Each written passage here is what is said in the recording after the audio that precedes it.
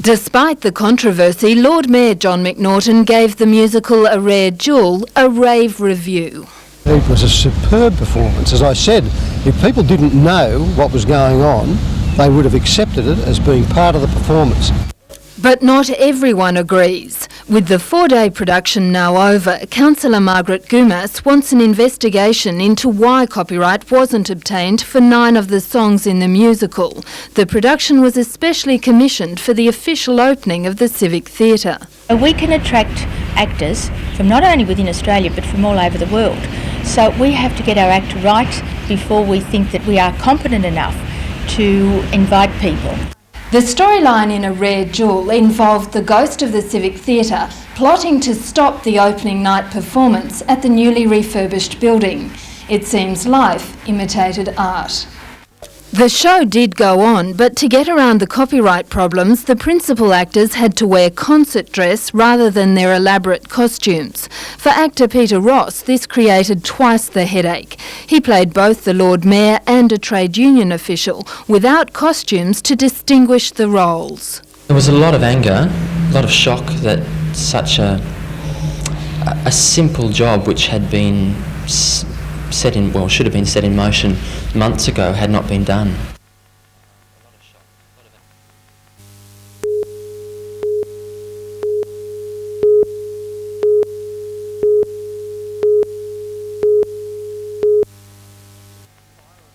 Fire and ambulance units rushed to the flat in Christo Road in the Newcastle suburb of Waratah soon after 6:30 last night. You could hear kids screaming, and when we come out there was big black smoke over there, so I got my husband to ring the fire brigade, and then by the time we got just to the edge of the grass, the windows were all just popping out and flames everywhere. Ambulance and fire officers performed CPR in an effort to revive the 2 children who had been trapped in a room by the flames. But 2-year-old Jared James Ting, who had been visiting, and his friend 4-year-old Carol Ann Milton died soon after arriving at hospital. It would have been smoke inhalation and heat from the fire, and one of them suffered severe burns. Adults in the house had been celebrating the birthday of a neighbour when the fire broke out in an upstairs bedroom where it's believed the children had been playing.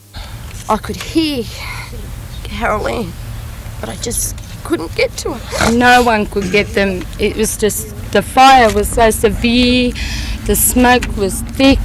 Today, friends of the family have launched an appeal to try and raise money to cover funeral expenses. Anything people can spare, please help. An investigation is continuing into the cause of the fire. It's thought the children may have been playing with matches. Peter Ryan, NBN News.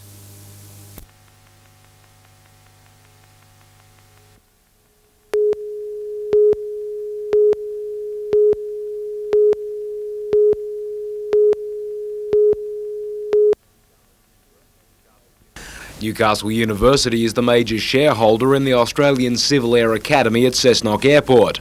As part of expansion plans for its aviation degree, $500,000 is being invested in the main flight training operation. Chief Instructor Greg Imlay says the funding boost is necessary. Well, it'll mean we'll be able to spend a bit of money on upgrading our facilities. Our aircraft are in a constant state of refurbishment, and we'll be able to provide better facilities for the university students to give them better training.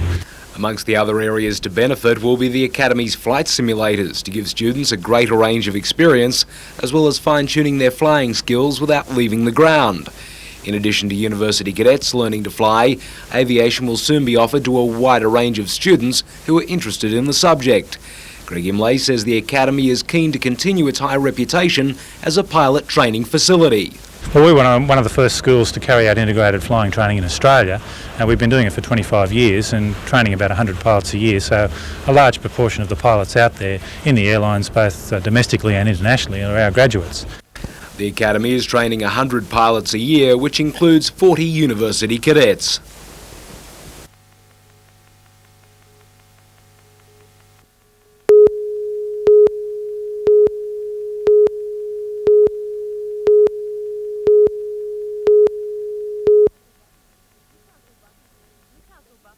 Newcastle bus officials have spent this week visiting regional shopping centres talking to the public about the new timetables and routes.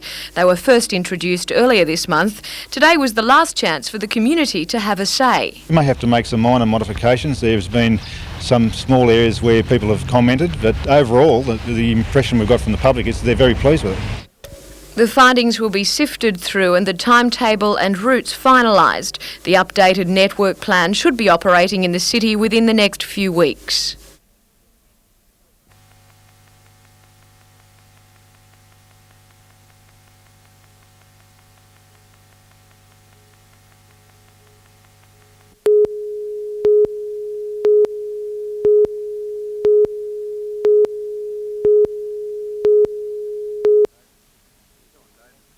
Sean Davis from Swansea Belmont was tipped to increase his lead in the swim point score, but he ran into trouble as they rounded the markers.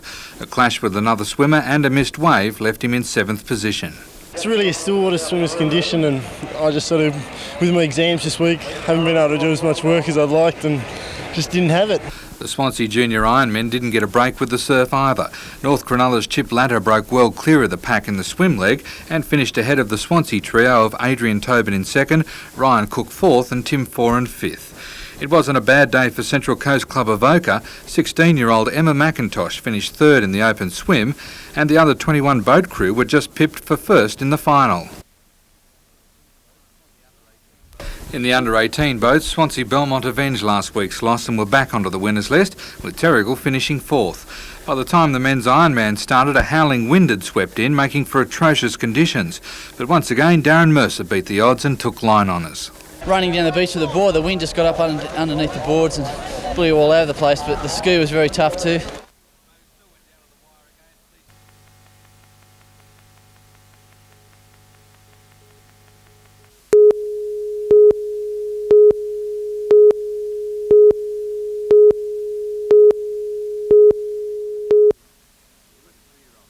22-year-old Hispanic Louis Masonette and fellow American Tom Alexander have only been in Australia a few hours, but are already confident they will be returning home as winners.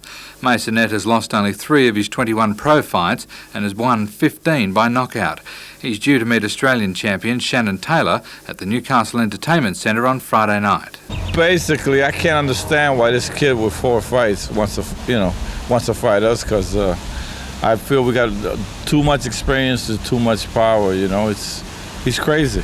Tom Alexander will step into the ring against Graham Spike Cheney. At 30, most would think Alexander may be past his prime, but he's only lost 4 fights over the past 4 years and believes there's a secret to his longevity. I'm not real tall for the division, so the closer I get, the better, really. So I'm going to try to do a lot of work in close. But I can fight on the outside too. Just because I'm short doesn't mean I can't. But I prefer to be a little closer. That's my style. Spike and Shannon arrive in Newcastle on Monday to finish up their training.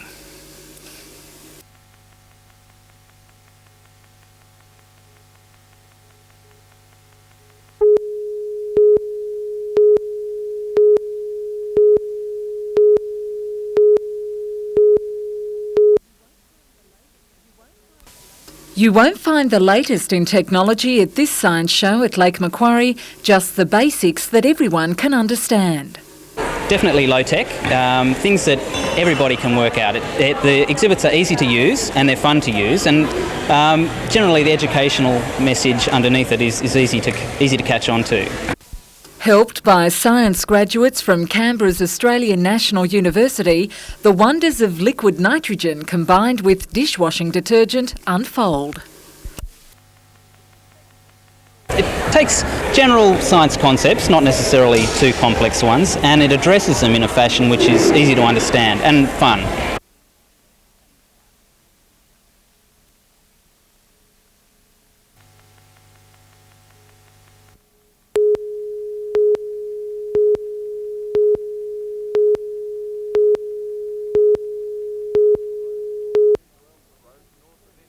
Roads north of Inverell were littered with trees after 100 km/h winds ripped through the area. Battered homes and sheds, the legacy of the storm that struck just after 5 yesterday afternoon. Came through Oakwood, Bulcala, and down past Pindari Dam and headed out towards Emmaville and Deepwater. One of many farmers affected, Larry Cameron, could only watch as hectares of his wheat crop were destroyed just days before the grain was due to be harvested. We've lost 3/4 of our cereal crop, our wheat and barley. It's just chopped up to chaff on the ground, nothing left. With the damage bill climbing into the millions, many believe it was amazing there was no loss of life. Fearing the worst, Tracy Grant, publican at the Bellata Hotel near Narrabri, locked her family indoors. It got so forceful we just had to lock ourselves in the bar of the hotel, my kids and 2 patrons and my mother and that's where we stayed till it was over. Locals have spent the day cleaning up the mess after one of the worst storms to strike the region in years.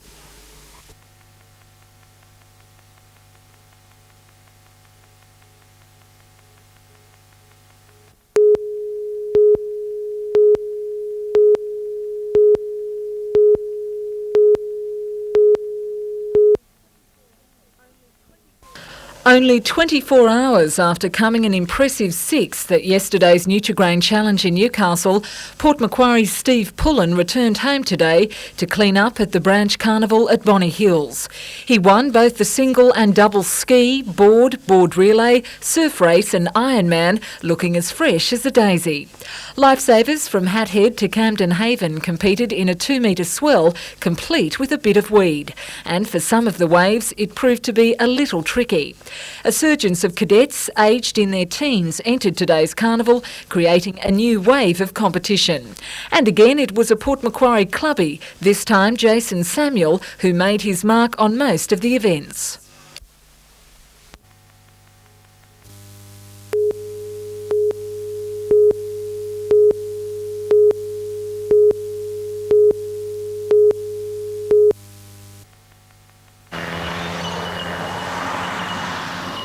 From us, thank you for everything you're doing. It's brilliant work.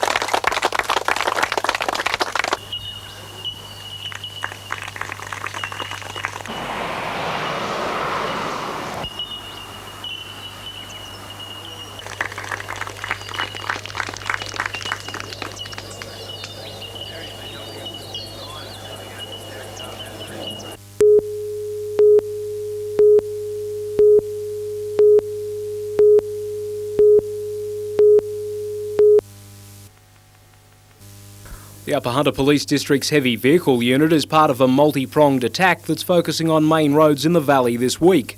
Trucks are receiving close attention during Operation Joint Effort, with officers checking both roadworthiness and the condition of drivers no matter what time of day. For one truckie, the effectiveness of the campaign saw him pulled over twice in the space of half an hour after his vehicle was defected during the first inspection. Police say the operation has a primary objective. Our main aim is road safety, particularly with heavy vehicles. We're checking them on our truckaliser, as you can see here, and for major defects. Not only trucks, but vehicles as well. Showing the seriousness of the campaign, police and RTA officers have set up inspection stations at Pikes Gully near Muswellbrook and at Merriwar. Serious defects were quickly noticed. Today we had a major defect on a vehicle with 6 smooth tyres on it. I think you saw that earlier. And we've got a couple of unregistered vehicles as well. While the checks are being conducted at random, police and RTA officers are ensuring trucks aren't pulled over repeatedly once their vehicles are checked. Car drivers are also coming under the spotlight, with fatigue and other area receiving attention. Operation Joint Effort will continue until Friday.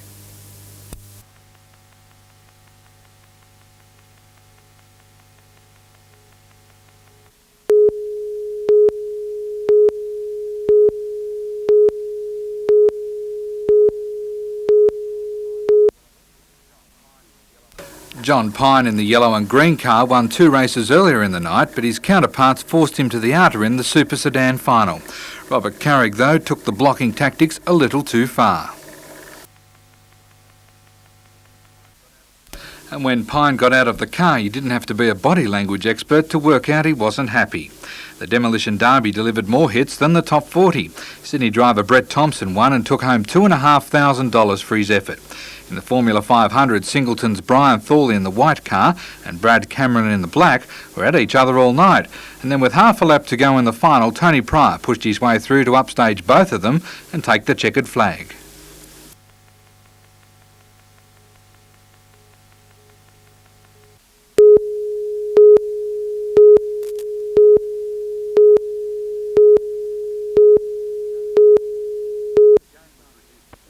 The game was reduced to 50 overs and Newcastle took the bat first, racking up an impressive 8 for 216. Illawarra had a shocker of a start, losing both openers for a duck. The Newcastle field position and bowling attack could hardly be faulted all day. Coming off the experience of playing the New South Wales second 11 2 weeks ago, the Newcastle guys were running hot. Each player seemed to know where his teammates were all the time, making for lightning returns and bowling out Illawarra for just 152 runs.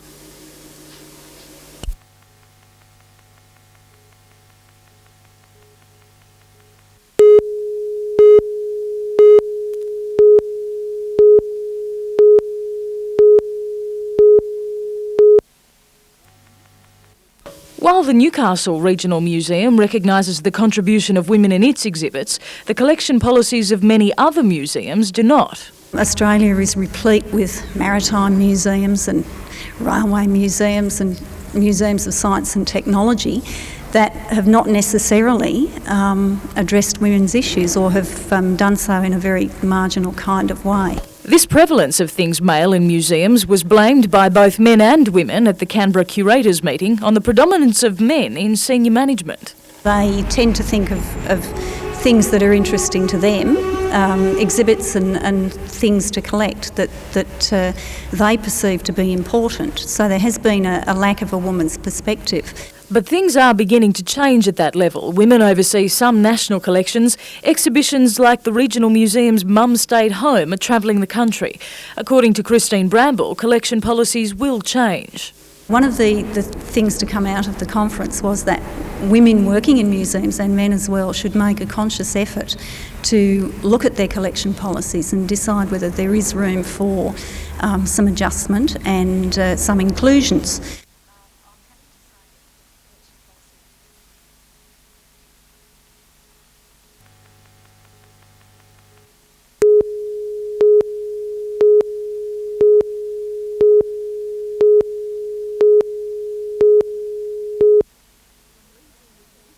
From Lee Saunders' vivid portrait of her grandmother to the colour and light of Shirley Cameron Roberts' work, this exhibition showcases some of the Hunter's female artistic talent. Gallery director Margaret Sivier charged 19 women with producing a work, and this survey of women artists of the Hunter region is the result. All of them are established artists. A number of them have gone on to win major awards outside the region.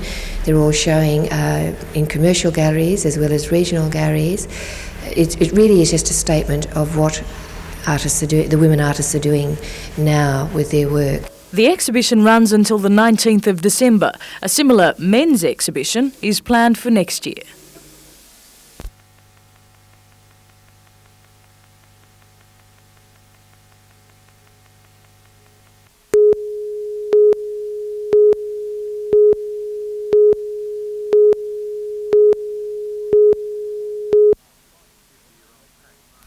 "50-year-old Pat Clark prides himself on being a hands-on boss. It's not uncommon to find him pulling a beer at the Adamstown Rosebuds bar, a club he's guided for 15 years.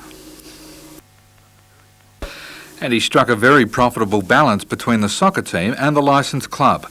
He says the club is the key to the Breakers' financial troubles. That's most probably one of the things in the past that they haven't looked at. They haven't looked to their licensed club. They've been very taken up with football, and I intend to change that. The licensed club does have potential. Pat is confident the club's debt won't be recouped overnight, but they will be back in the black. What I usually do find with people, if you're there trying to salvage something that the people of the sporting people of Newcastle want, they usually get behind you, and I've found that in the past, and I think it'll happen out there. And although the Breakers weren't offering big money for the job, they did get plenty of applications. He's a very laid-back sort of a person in his own personality, but he puts the runs on the board as far as getting the job done, rapport with the members of the club, rapport with the soccer fraternity. Pat Clark takes up his new position in 4 weeks' time.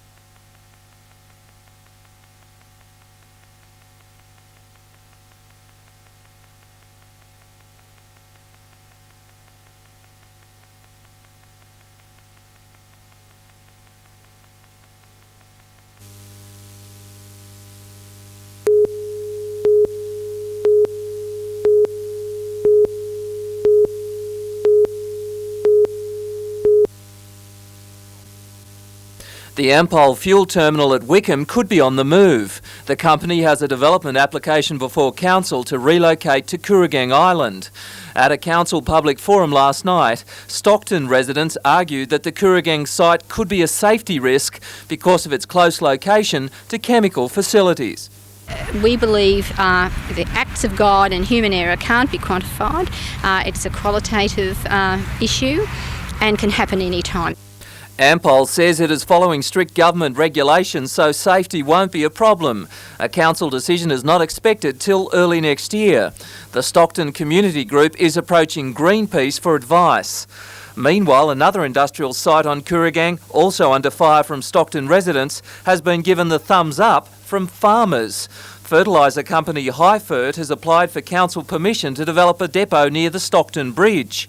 Highfert is challenging Incitec for a slice of the northern New South Wales market. And that's absolutely essential in any free market economy to get some real competition into the marketplace. It's believed the competition will mean a saving for farmers between $2,000 and $10,000 each year in fertiliser bills.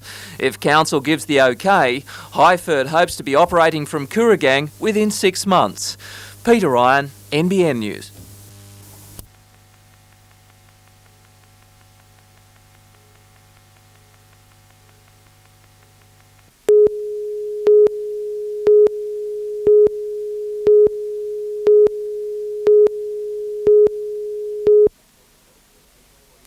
Shortland Electricity employees were back on the job today while they await the next development in their battle for a 6% pay increase. They've banned overtime as part of the campaign to try and get management to discuss improving their current 4% offer. Unions formally notified Shortland management of the bans today and requested further negotiations. However, Shortland management says it won't hold further talks until the bans are removed and have listed the matter with the State Industrial Relations Commission. This afternoon, a newsletter was issued by Shortland Electricity to employees to clarify statements made by the union about their wage claim. Corporate Secretary John Griffiths admits while staff are servicing more customers per employee, it hasn't necessarily resulted in cost savings to Shortland Electricity, with compound wage increases totalling 19.45% over the past 6 years. It also claims that while the organisation recorded a $14 million surplus last financial year, the profit was used to repay loans and for capital expenditure.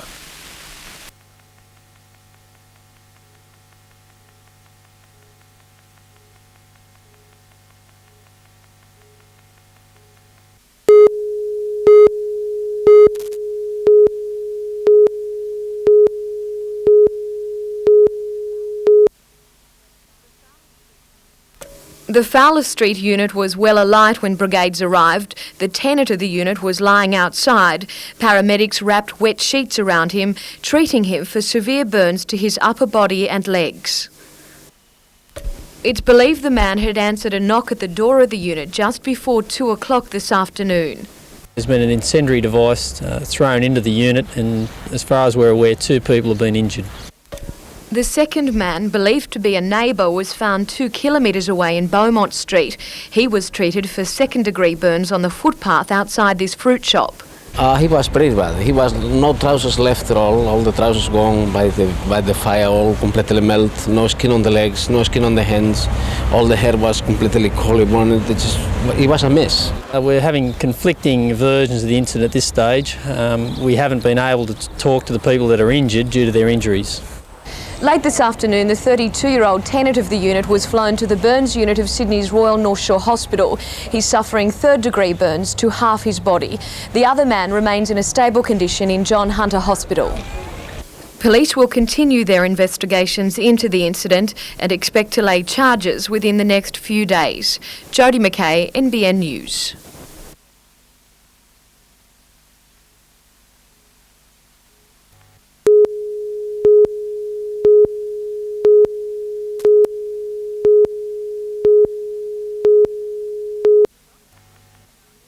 The Doppler Ultrasound is used to check a baby's health and also its blood flow to the placenta. Researchers at Newcastle University will combine this information in an attempt to more accurately predict which babies may become traumatised during birth or the last weeks of pregnancy. There's a small group of babies that seem very normal but get into large difficulties during the very last part of labour or during the last part of pregnancy. Women in the last 3 months of their pregnancy will be tested. Dr Falkner says about 1% of babies get into trouble at this time. The aim of the research is to be able to identify these babies. That done, precautions can be taken. Rather than letting them go to a normal delivery, you might induce delivery a little bit earlier. And as you say, one of the options would be to go for a caesarean slightly earlier. As well as the obvious benefits to parents and families, Dr Faulkner says more safe deliveries would save precious health dollars. 5% of babies require treatment after birth, absorbing 95% of the budget. Jane Anderson, NBN News.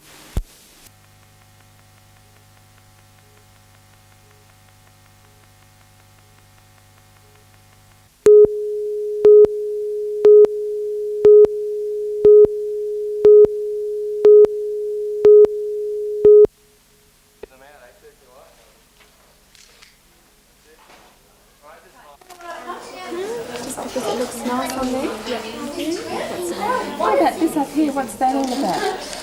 Person. Yeah.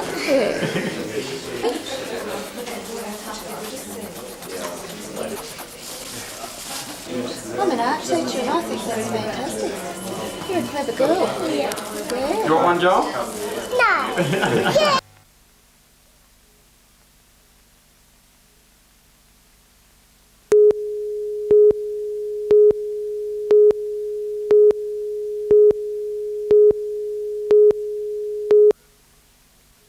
Rod Brown and Warren Spink have been in devastating form in the past few weeks. Warren is now the league's leading goal scorer and Rod is third. The second half of the season last year we seemed to sort of get things together, and this year we've just taken it on from there. Warren says the team's fresh approach is also helping. We were attacking a bit more last year. I think we were a bit reserved, and especially at home I think it's important you have to attack teams, and we've been doing that this year, and we've been scoring, the 2 home games, we've got 3 goals in each game. I mean, that's fantastic for the crowd. And the crowd has played a big part in recent weeks. Despite the rain, the fans have been coming back. Goalkeeper Clint Gosling says the vocal sections of the crowd aren't a hindrance, but a help. The rowdies are always great to be behind you, give you a bit of a lift every game. The Breakers play at home this weekend against the Morwell Falcons on Friday night.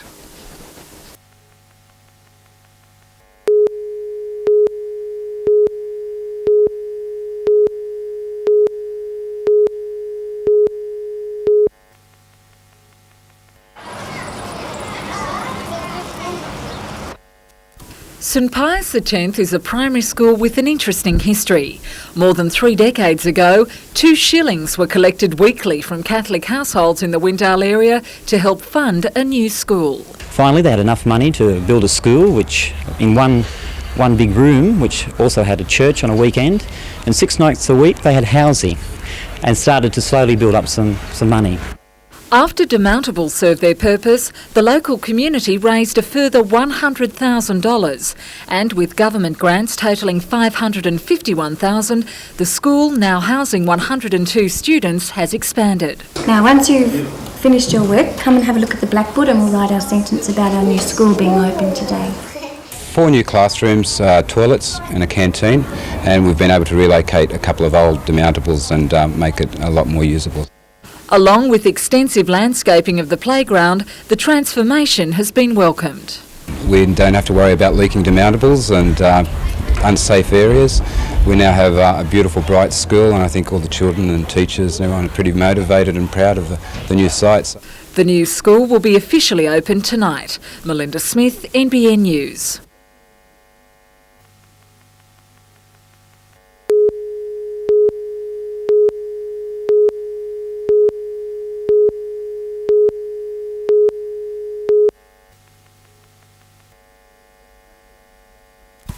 Australia has the unenviable reputation of having the world's highest rate of youth suicide, an alarming situation even our Federal Human Rights Commissioner was unaware of. I had no idea that young people taking or attempting to take their own lives had become so prevalent as it has.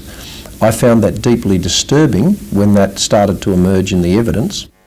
Commissioner Burdekin's inquiry into mental health took 5 years to produce, giving evidence with thousands of people affected by suicide. The conclusion that's come out of all of that in my mind is that we're dealing with a problem that is very much a national problem. It affects every state and every territory. It affects every town and every village as well as every city. And it is now taking the lives of a very high number of our young people, and it's completely unacceptable that we don't address that. Believing that education will help remove the stigma and ignorance that surrounds suicide, Commissioner Burdekin says the high incidence in rural areas can be directly linked to the lack of youth support services. It's very clear that we're paying a very high price in rural and regional Australia for neglecting the mental health of our young people.